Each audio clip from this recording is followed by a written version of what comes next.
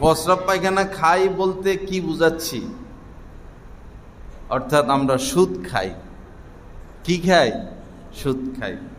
বরং এর থেকে প্রস্রাব পায়খানার থেকে নিকৃষ্ট জিনিস আমরা ভক্ষণ করি। আবার আয়সা মসজিদে, এই ইমাম সাহেব কি হয়েছে আপনার, ফ্যান চালালেন না কেন? সেই আলেম ওলামার সাথে দুর্ব্যবহার করে যার রক্ত দূষিত, যে নাপাক খায়, যার রক্তের সমস্যা, সেই আলেম ওলামার সাথে দুর্ব্যবহার করে। এটা মানুষের বাচ্চা না, এটা মানুষ না। যে রাসূলকে নিয়ে কথা বলে, ইতিহাস বলে তার জন্মের সমস্যা, সে জারর সন্তান। যে আলেম ওলামার সাথে খারাপ ব্যবহার করে, তার ব্লাডের মধ্যে সমস্যা। এ হারাম খোর, সে হারাম খায়, এ প্রস্রাব পায়খানা খায়। খবর নিয়ে দেখেন, মসজিদ পবিত্র স্থান, মাদ্রাসা পবিত্র স্থান। মসজিদ মাদ্রাসার কমিটির সদস্য তারাই হবে যারা হালাল খানেওয়ালা, যারা মুত্তাকি, যারা ইমাম আলেম ওলামাকে সম্মান করতে শিখেছেন, তারা শুধু কমিটির সদস্য হওয়ার যোগ্যতা রাখেন। ইন আউলিয়া উহু ইল্লাল মুত্তাকুন। রব্বুল আলামিন বলেছেন, আমার ঘরের পরিচালক বিন্দু তারাই হবে যারা কেবলই মাত্র মুত্তাকি। যদি মুত্তাকি ব্যতীত অন্য লোকদেরকে সদস্য করা হয়, আপনারা খেয়ানত করলেন, আল্লাহর হুকুমের বিরুদ্ধে আপনারা হাত দিলেন। সবকিছু রুলস আল্লাহ পাক বাতায় দিয়েছেন, সবকিছু নিয়ম শৃঙ্খলা আছে। শুধু টাকাওয়ালা দেখে দেখে বিভিন্ন দিনই কাজের মধ্যে এখন সমস্যা হয়ে গেছে। এখন নাম নিলে তো সমস্যা, নাম নিলে বলে উনি তো ওটার বিরোধিতা করে।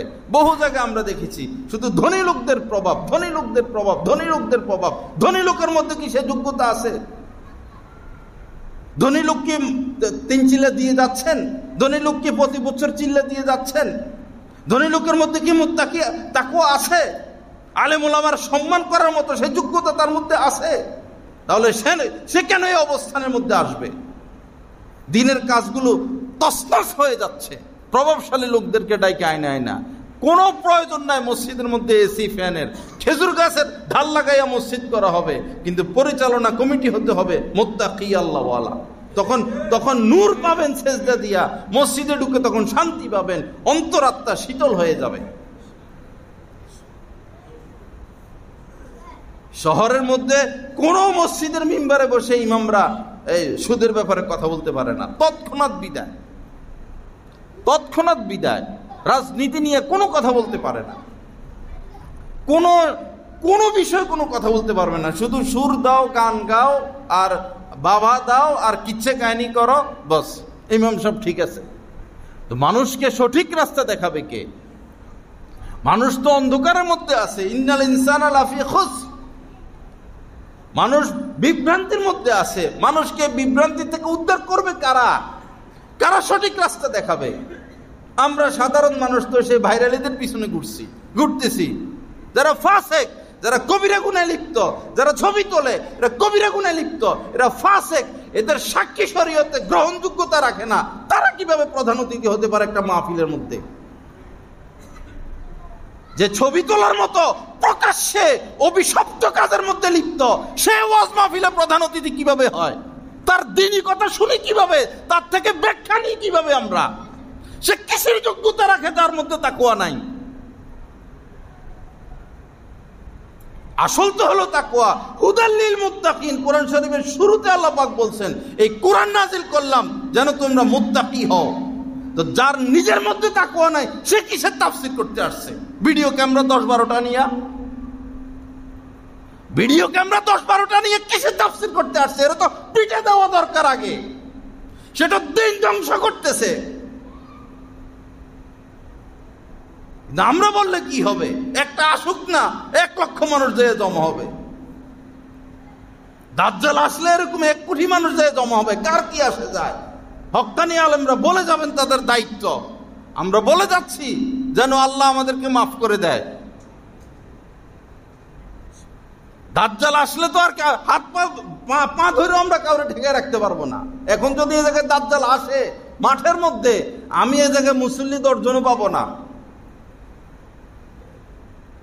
দাজ্জাল এসে তখন বেলকিবাজি, এরা তো শুধু সুরের বেলকিবাজি করে, সুর দেয়, ইংরেজি বলে, আরবি বলে, মুখস্থ হাদিস কতগুলো বলে, মুখস্থ আয়াত কতগুলো বলে, এই ভেলকিবাজি দেখায়। দাজ্জাল আসলে তো ডাইরেক্ট আকাশ থেকে বৃষ্টি সে নাজিল করবে, দিনের রাত বানাবে, রাতের দিন বানাবে, মৃত মানুষকে জিন্দা করবে। ওই সময় ঈমান রক্ষা করবেন কিভাবে?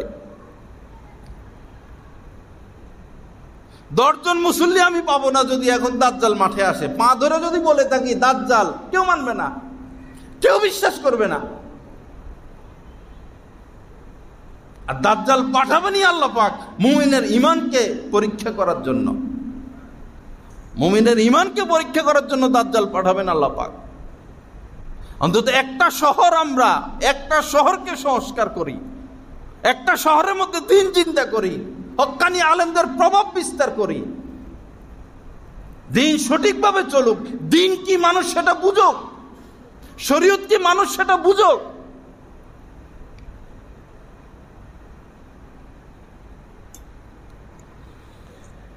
লা ইলাহা ইল্লাল্লাহ। আল্লাহ পাক আমাদেরকে মাফ করে দেন, সহি বুঝ দান।